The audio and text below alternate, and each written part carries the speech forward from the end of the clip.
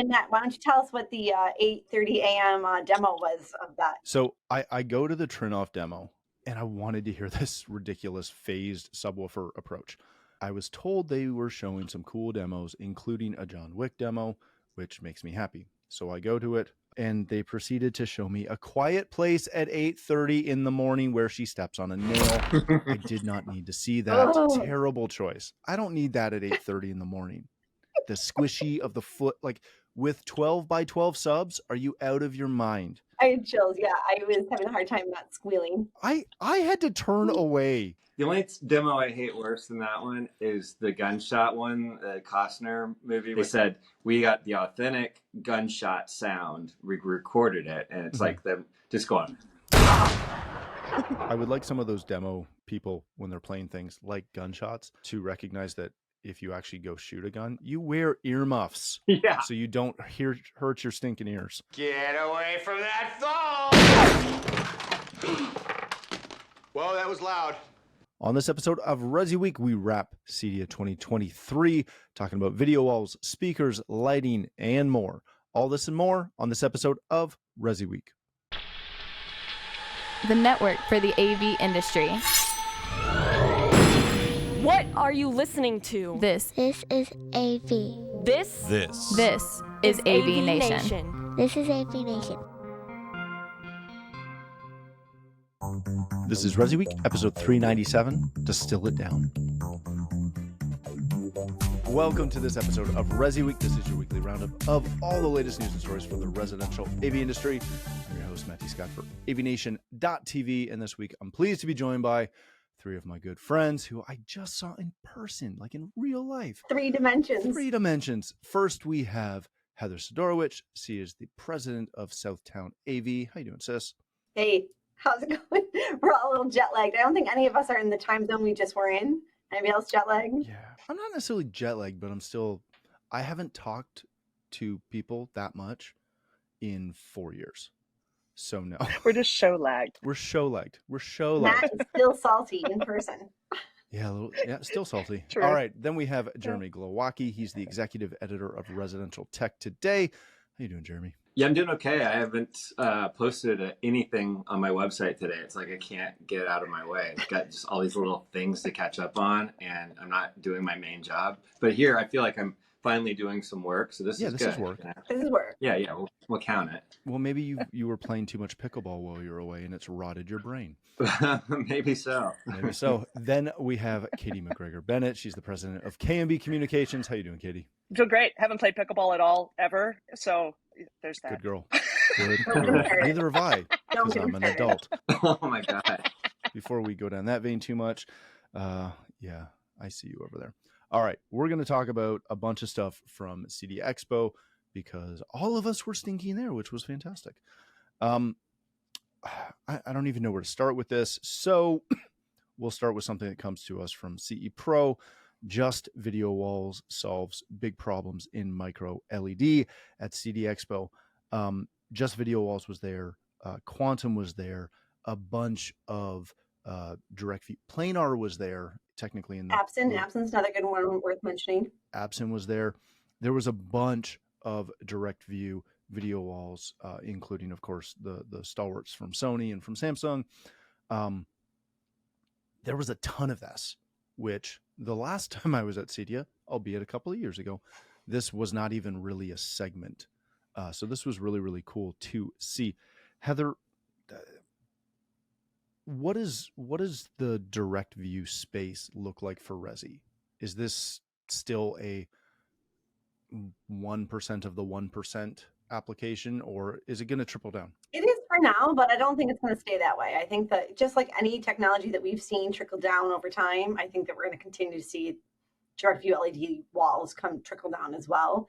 And every year we're getting there. I mean, it's amazing in some of the price differences when you look at some of these serious players who are bigger players overseas, but really learning how to communicate well and put out their product in America. I think we're going to continue to see those price points drop. And as they do, I mean, custom walls for your custom walls, why not? Jeremy, you saw a bunch of these. Is this a passing fad? Or is this going to, like, I'm not going to say is this the death of projection, but there's a lot of situations where this is going to, for again, those luxury clients, this is going to supersede any projection option. Rooms you can't control the light, right? I mean, we finally have this option. Sorry, Jeremy, I stole your thunder. Yeah, I was going to say that. No, even digital projection, it's in their name, you know. Mhm. They have, they're working on micro LED solution as well. They're bringing back George Walter, who was a veteran of that company forever and did a lot of different entrepreneurial pursuits. And now it's kind of circled back to this company he was with for a long time. And that's his main motivation. It's something new. I'm going to be working on the video wall initiative for this company. They're a big player on the commercial side, on the video wall side. Yeah. So yeah, it's definitely something they're not new to for that, you know, commercial side, but for the residential side, it's a little different. And you mentioned just video walls, and they're trying to simplify it for the integrator.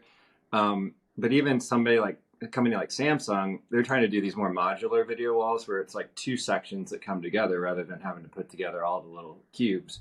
And it comes in basically like two big TVs that you can get down the stairs, you can get around the, you know, doorway, whatever. Still not so massive it doesn't go in efficiently, but you just don't have to build the thing, you know, like a little Lego system and know as much as you would need to know if you were kind of putting it together. But it's great that, I mean, I'm trying to learn a new language. I'm trying to learn about pixel pitch and things like that. It's not all like kind of clicking with me yet, because you hear all these terms that thrown at you.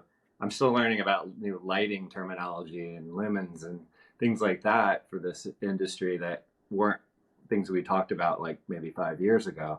And so the video wall, definitely something new, and it's very expensive, yes, but I think that because you've got a company like a Samsung trying to find a way to make this a solution that can be more accessible and easier to install, and they've all got services. That's the cool thing. Just video walls isn't the only one trying to do the service thing. Planar, that was a pitch from them like a year ago, even maybe 2 years ago, where they said, we have a whole engineering team that we can design it, we can bring it in and install it, have like a white glove kind of service. Mm-hmm. You know, all this costs a lot, but it can take a lot of pressure off the integrator. So I think they're doing everything they can. Now, the big pushback always is, what do you do with the audio? You can't put speakers behind a big wall. So, you know, you see Quantum, there's plenty of audio in that room for sure. Yeah. There's definitely no lack of, you know, SPLs, but they were on the side, obviously, or below, and you just kind of have to figure out a new way of doing it. I think from a video perspective, we can all decide that Quantum stole the show from the video Oh my side. gosh, yeah, no question. Thank you for saying that. Yeah. No, I mean, it was a big deal last year, and I think that was, you know, it was like, can they raise the bar? And, you know, objectively, it's, can they raise the bar? And absolutely they did. And I think that was very evident on day one. You know, Matt, you said you came back. So there are some interesting things, and Jeremy, you mentioned it, and just so there's the imaging with the video walls. It's really critical, and that's something that they talked about in this demo. I rep Quantum, so I'm talking a little bit just from what I know from there, but it's the top, bottom, sides. It's the whole thing, and getting that imaging right is really difficult. A lot of the manufacturers do have the service and support aspect. And I think that, you know, it's the detail that matters, of what level of detail, and is there an additional cost? Do they come in with the integrator? Do they assist the integrator, or are they the team that goes in because the integrator doesn't have those capabilities? And I think that's the huge opportunity there. And Jeremy, you touched on a little bit, is you don't have to, as an integration firm, you don't have to have those resources full time. If these projects come in, there are brands that can provide those to you. So it's another one of the situations where you don't have to be the expert in the room. You just need to be able to close the deal and then bring in the experts to finish the room. So one other thing too that you mentioned early on is, you know, is this the death of projection? Sorry, I just wanted to touch on that really quickly. Is it the death of projection? And I don't think that it is at all. What the consistent message that I'm hearing is, and I kind of heard this coming in from the music industry, but it's the right rig for the gig. So, and in some cases it's both. And, you know, in churches and things like that, where it isn't one or the other. And I think, you know, the one thing I just want to say, and then I'll step down, is as an industry, that's how we work, is what's the right gear for the application, apply it correctly. So it's not, in some cases, it isn't one or the other, it's both. And I think that's still really important just to kind of reiterate, because I think there is sort of that tendency to go to the newest shiny thing, but there's still an application for the thing that's been there and been great. So yeah, for sure. The one thing I wanted to touch on with Quantum specifically, and the fact that you wrap them is just, you're here. That it's not because that's not why we're talking about it. That's not why I'm here. No, Yeah, exactly. I understand. Just make it clear for everybody else. But one of the biggest things that hit me with the Quantum demo was, one, it was a 0.9 pitch that didn't look like a 0.9 pitch. Wasn't it a 1.2 pitch? But it was. They have a 1.2 and a 0.9. Yeah, I thought it was 1.2 they were showing, but it was actually, instead of 12 feet away, you could actually be closer because of their like proprietary magic. You can't see it. Like it is insane. And the other aspect is that a lot of video wall manufacturers, and I'm not going to call anybody out, but they use the same wall for commercial as they do in residential, which is cool and typically not an issue. The one different thing that Quantum did that I found just hilariously simple is they don't use a gloss chassis.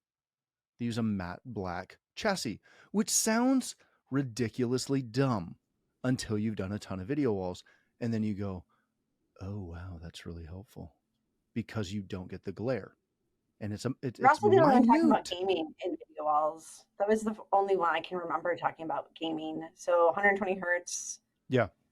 Playing games. It was pretty cool. Yeah, that was cool. I'm not going to name names because this is not a positive name all comment. the names. Shame. No. Okay. Well, so I went to that outdoor pavilion aspect area, which was underutilized. There were only 3 companies participating, but I grabbed a beer out there and met with Draper, which is a company that I'm, they're homeboys. They're from Indiana, and saw their outdoor shading. But then there was a video wall out there, and I didn't know whose it was, and it was hit by direct sunlight, and you couldn't see a damn thing on it. It was just reflecting the sun. And it was just video walls, I have to say. I found that out just as I was researching for this, meeting. So there are companies that are really talking about, we can handle the direct sunlight. We're designed to be able to be outdoors and all that. And that one apparently wasn't quite up to snuff for that particular application. And I always give people the benefit of the doubt at a trade show, because they could have had a problem with the sensor. They could have maybe not set it up properly for outside, not knowing how much sun they were going to get. There's a lot of things there. And we've all seen video walls that perform really well outside and terribly outside. But it's to Katie's point, you just have to make sure you're speccing the right thing. And if you don't know what you're doing, reach out to... Which is why you go to these shows. Yeah. And reach out to any of the manufacturers, and they'll help you spec the right thing, right? All right, let's change topics for a second, because we focused on video. Let's focus on audio, because that'll be fun.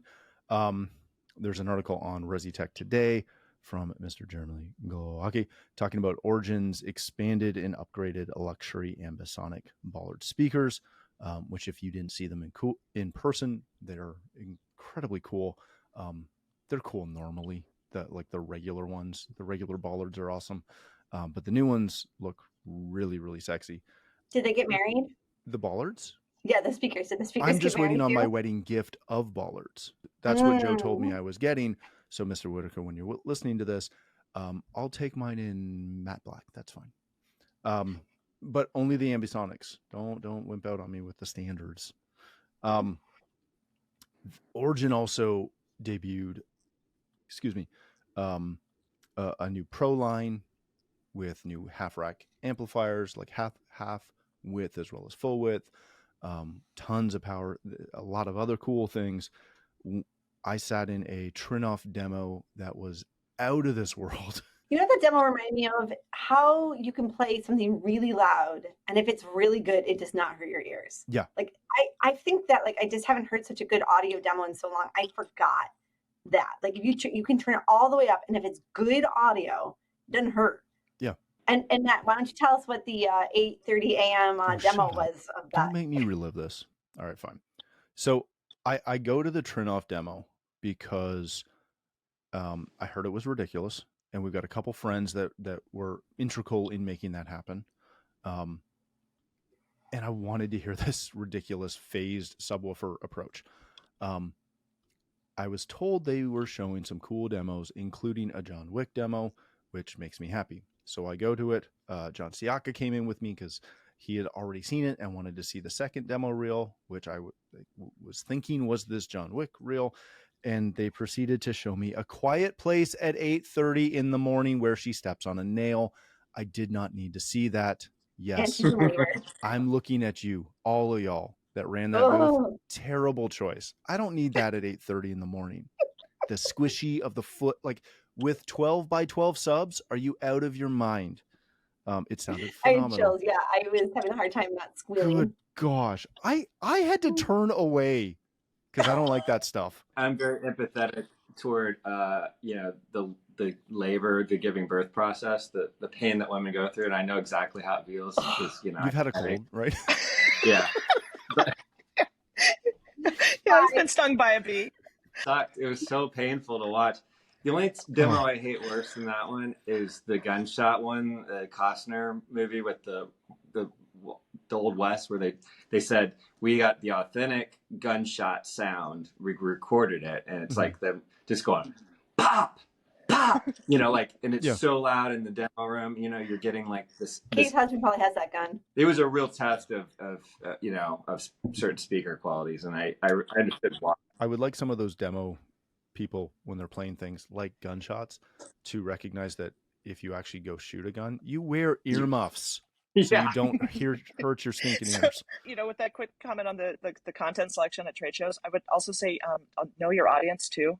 At ISE, probably not a good idea to show war movies blowing up and all of that. Not good when you have an international audience. I'm dead serious. Maybe they should think about. We got to pay better attention to content. We need to be paying better attention to our content. that early morning horror. Yeah, that was rough. I didn't enjoy it. There was another one that had me in tears first thing in the morning. I was like, this I don't need this. I want happy demos in the morning. Those are really loud guns too. They're incredibly loud. All right.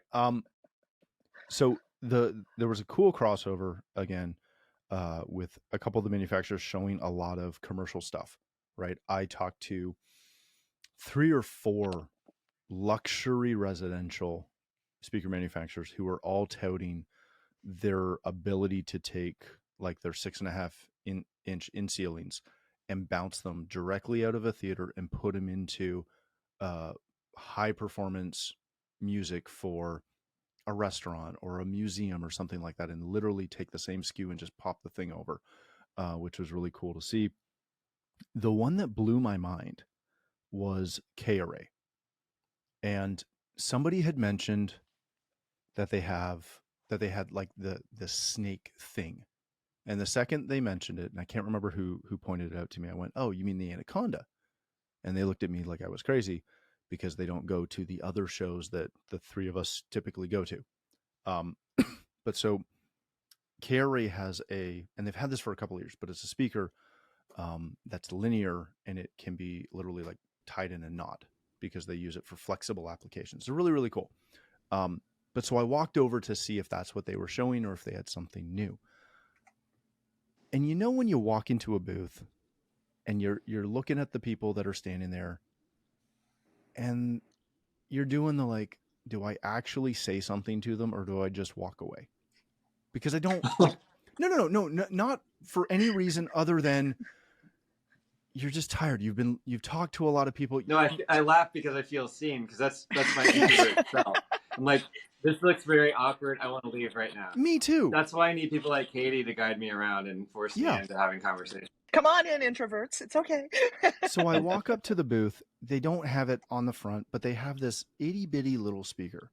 And Mitchell is going to, whether he knows it or not, he's going to put an image up on the site so you can see what I'm talking about. It is teeny tiny. It is like an inch by maybe 2 inches at most. I like the color options. It is micro. Like, it is smaller. Their big one is smaller than this remote, right? Like, it is absolutely tiny. And I'm holding an Apple TV remote for anyone who's not watching. And I look at it, and one of their employees is standing there. Is like, "Well, do you want to hear it?" And I did, Jeremy, for a second, I did the like, I don't want to go talk to someone and listen to it. I'm so tired of demos. And I'm like, so finally I must have had this awesome look on my face of like, I don't have time for this crap. And then I gave in and I'm like, you know what? Sure. Let's hear it. Thinking it's going to be terrible because miniature speakers are always terrible. No highs, no lows. Must be a manufacturer of headphones that I actually like. Yeah. So I walk into the demo room and they're playing some other speakers, which sound great. And again, I've heard the Anaconda. They make good sounding stuff, but I don't expect these little speakers to be anything other than like minuscule background noise. And he takes over and turns the thing on. And it is absolutely insanity. Like 98 dB out of this 1-inch driver coupled with a subwoofer that's smaller than the mini sub from Sonos, right? Like it is a tiny little subwoofer and that thing pounded. And it was just the one speaker with the sub. It wasn't like an array of speakers. Nope. It was two of these little speakers that I kid you not, they're the size of my finger. I think Matt liked them. I really, really, really liked them. They were the highlight of my show. Yeah, I'm sorry I missed that. That sounds crazy. Of course, I didn't see it till just before I was getting ready to leave, so I couldn't blow them up and send a bunch of people their way. But you need to go check those out. Those were stinking phenomenal. So you just did. You just sent a bunch of people their way. So. I did. Yeah, you're welcome. Find somebody who has them so you can hear them because they are. And again, like, don't think that they're going to replace a massive front of house system or something like that, right? But they were insane. So you'll like them. What else did you guys see? One of the weird things that I saw last year, and I didn't appreciate it last year, I didn't understand it, was the Aura. The name sounds like something else. That's not what it is. But the Aura, is that how you pronounce it? Hunter Douglas, the lighted shades, the lit shade, which seems like an oxymoron, but it was. Yeah, it was really interesting. It worked this time for me. Like I understood it. It had sunk in, I guess, and the demo was even smoother. They did it as like an automated demo, like you get it. They said it was like the Tiki Room was their inspiration at Disney, where you go in and just kind of start. Yeah, but they didn't have any singing birds. But the idea is that it's a way to use your multi-purpose shades, the shades that have a room darkening layer and the front, kind of translucent layer. And at night when they close, they're not just a dark spot on the window. It actually has this backlighting now that has a metallic reflector underneath. So it just looks like sort of smooth, subtle lighting. And someone who I really respect, David Warfel, who's director of light, can help you. He does a lot of lighting design for the industry now, works a lot with the buying groups. He apparently came in and was saying this is like the missing ingredient for him as a lighting designer to try to incorporate into a home. So I just thought it was an interesting thing, something no one ever knew we needed. Probably maybe don't still need it, but it's a fun little option for designers to integrate and integrators to integrate. I appreciate the partnerships we were seeing happen, like Sonos and Sony with the AVR, that they have that built in, so you don't have to have two remotes if you're gonna have an AVR. Or Leon had that really cool partnership with Sony, so Sony can do a frame around their displays. That was neat.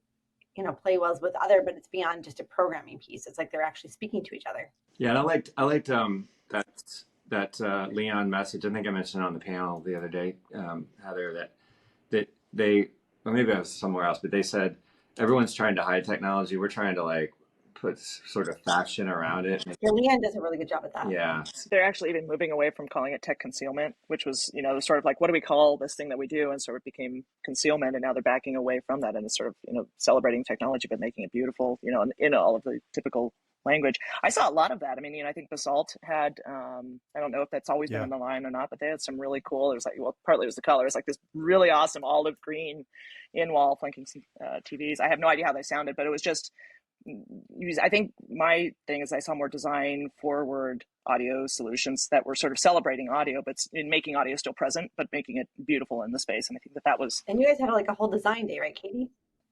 Yeah. And actually, that was kind of cool. Lutron and Katye really did such a great job with that demo when they first brought in Katye.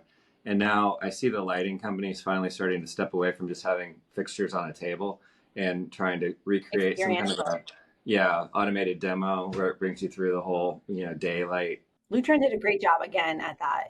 That was their demos. Both sides were very good. Yeah, one of them was a spa, and it even smelled good in there, which is kind of rare for a trade show. Usually, you smell like a weird fryer Without smell. voice. What are you talking about? You walk around with me all the time, and I smell great.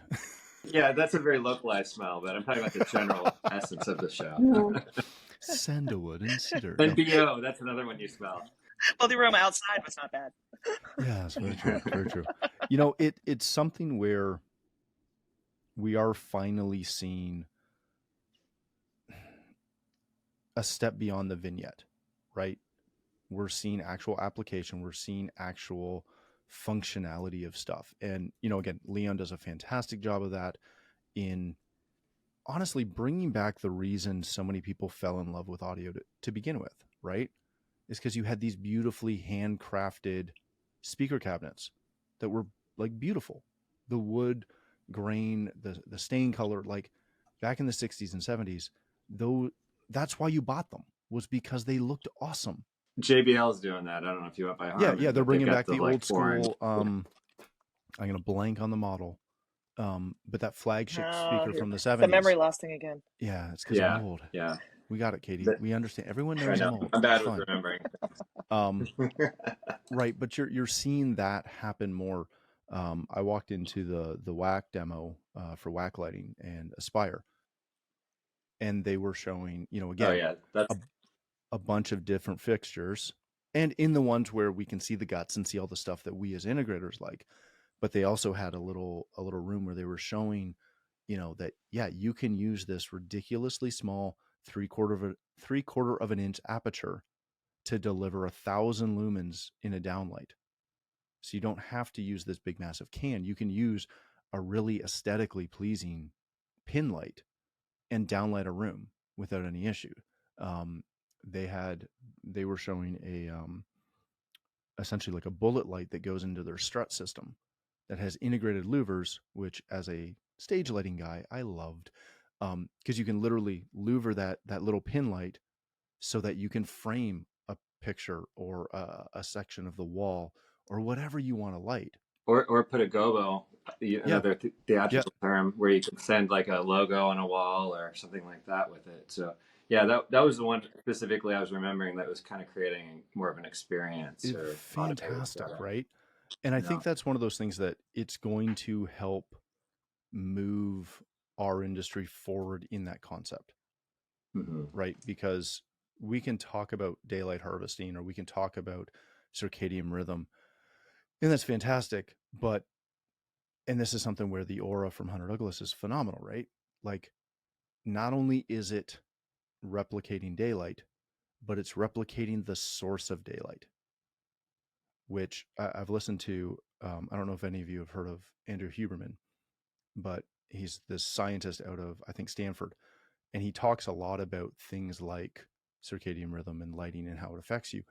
And the big pushback is that when it's just downlights from your ceiling, you got the right color temperature for the time you want it to be, but that's not where the light comes from. You're not able to trick your brain as well. Yeah. You're tricking your brain, but you're not tricking it enough. Yeah, right. It's like the fake stars in the home theater, kind of. Exactly. Yeah, it's there, and it might look like the sky, but it doesn't really look like the sky. But you're still in your basement. You're not. Yeah. But that ability to get that light to emanate from that window shade where it would be normally. I think that's kind of the missing link when we talk about things like circadian rhythm and all those other things. So that was the side that I was really happy, because the last time I was at ISE, we were starting to see that. We were starting to see a better experience on the floor emulating real life that we hadn't really had other than in like a theater room, right? Before. To see it happening on the floor at CEDIA, I thought was absolutely fantastic.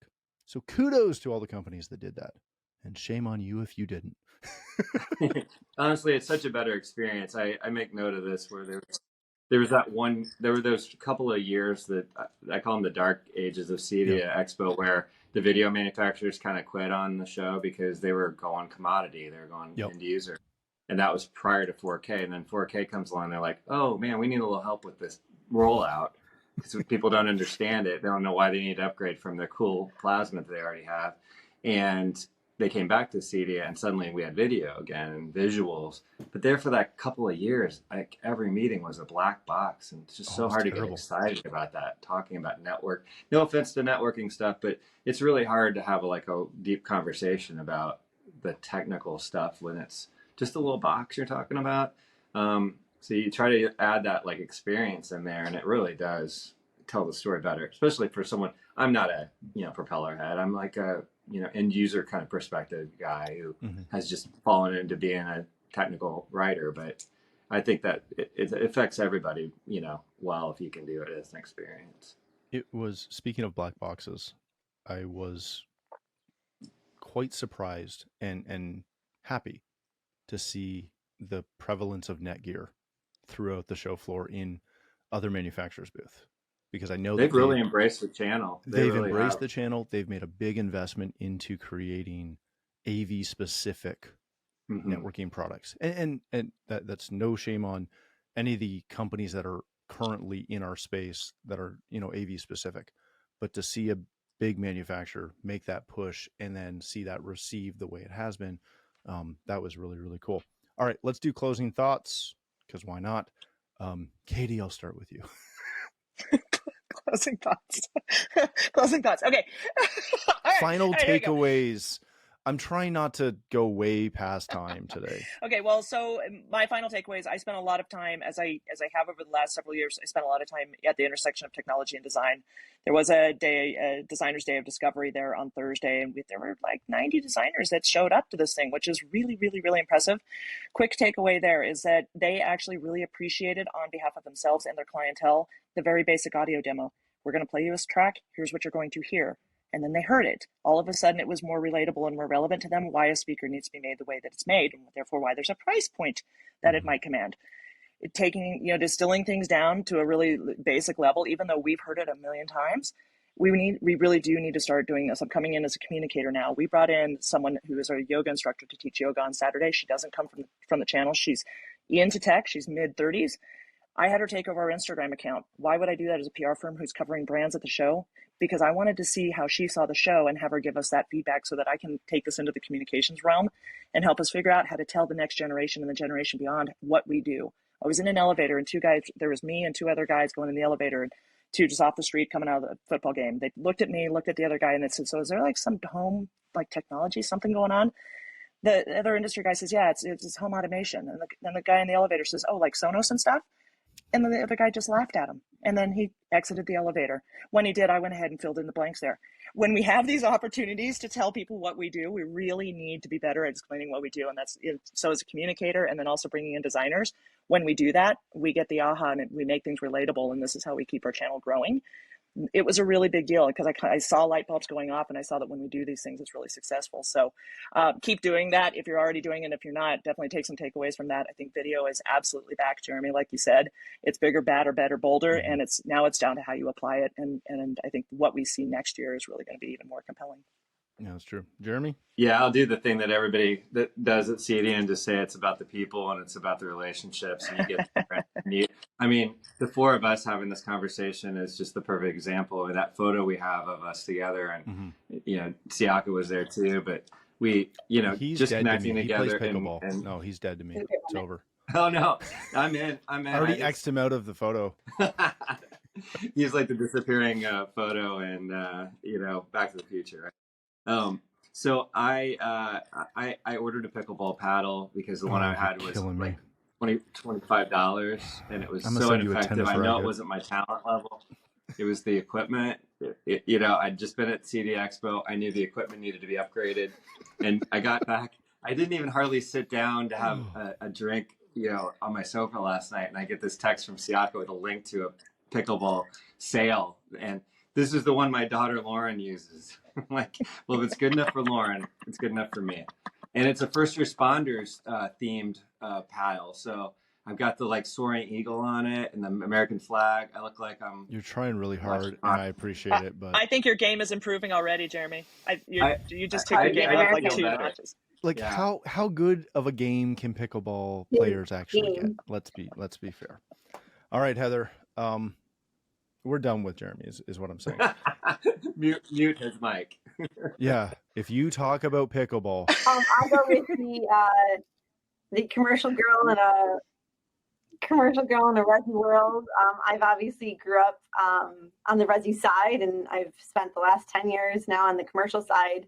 And to see this beginning, I mean, yes, a bunch of resi companies have done light commercial in the past. I think to now have the manufacturers start to actually teach the appropriate way to do it, why it's important to use a commercial display versus a residential one in these applications, what it means on the video wall, how to teach, how to connect, how to install is so important.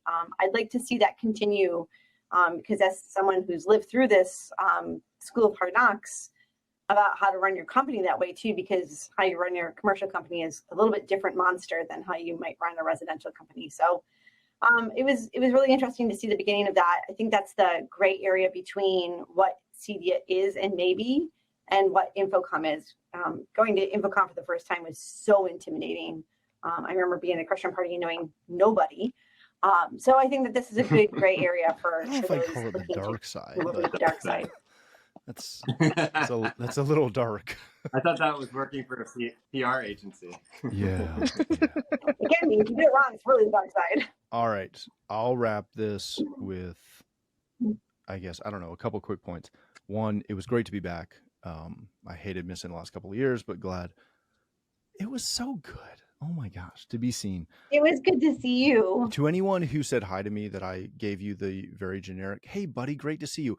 It's because I didn't remember who you were. Just because I can't remember who you are. And there's more than a handful who got that response of like, I'm so glad you're doing well. Good to see you. I gotta go.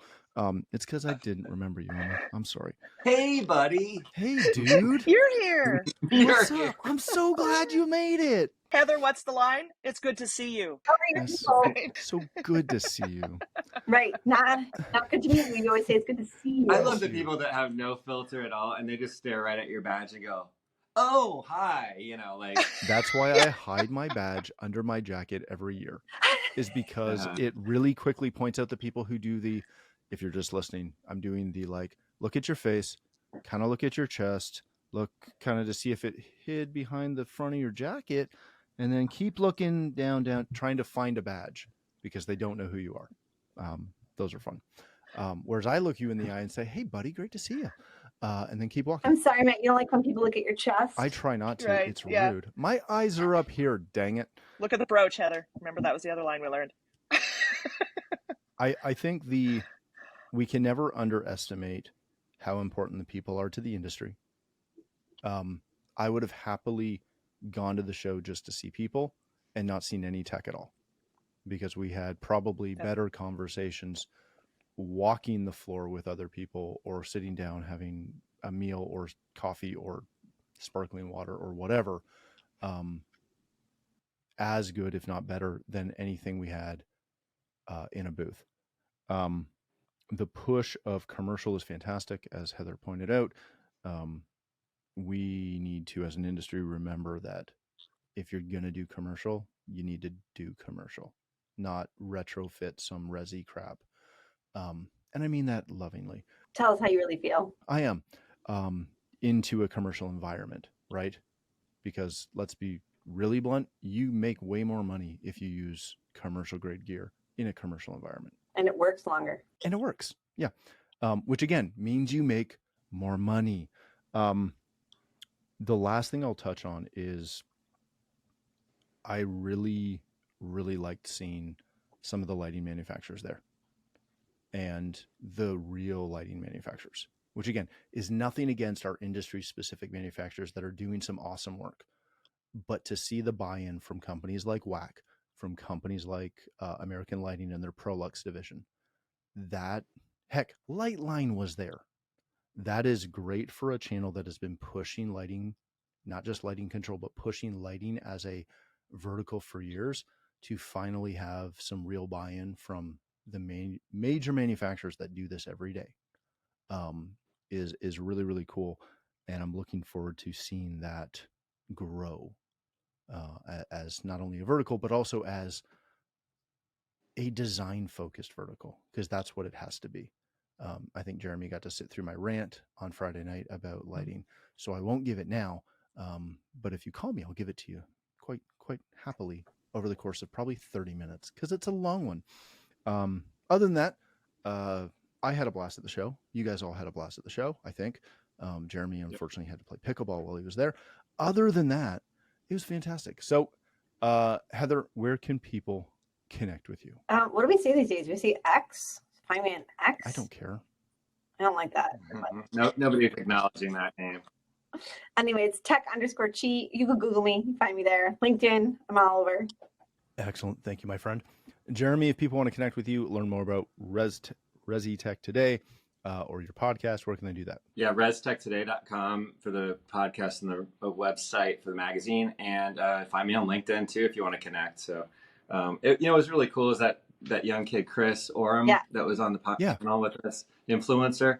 He was new to CEDIA last year, came on his own dime because he's kind of hobbyist, and he got hired by Eagle Century in Las Vegas, where he lives. And there he is for his second expo, and we're on the train in from the airport. He spotted me. Somehow we ended up on the same train car, and he spotted me. He's like, I think we're on a panel together. Are you Jeremy? And I just felt like the one time I ever felt like a celebrity, honestly. Like, and I'm not bragging. It just was weird, but it was really cool that, someone just from like social media, whatever it was, we can connect with each other. And when we get to see each other in person, like someone new like that, they reach out and they want to, if they're not shy, they want to meet the real person. So he could win our One to Watch award. Some people might call that stalking, but or just being famous. It's cool. It was a little weird, but it made me feel good. It's like that. What a good credit to that kid. I'd be scared out of my mind if it was my second CEDIA, not knowing that many people. So, that's true. Yeah. All right, Katie, if people want to connect with you, learn more about KMB, where can they do that? Oh, like Heather said, just Google me. Because that goes to a song. And it's a fun song. A great song. KMB Communications, we're the one with the mountain logo, or me, Katie McGregor-Bennett. I'm Katye. So search any of that, you'll find us. Excellent. Thank you all again for joining us. If you'd like to connect with me, you can find me on Twitter or X or most social platforms at Matt D. Scott. But more importantly, please visit AVNation.tv, where you'll find this show as well as a wide variety of other shows with all the verticals that we cover. When you visit the website, please take a moment to check out our supporters. We are extremely thankful for their support and ask that you check them out as well. Thanks again for watching. That's all the time we have for this episode of ResiWeek.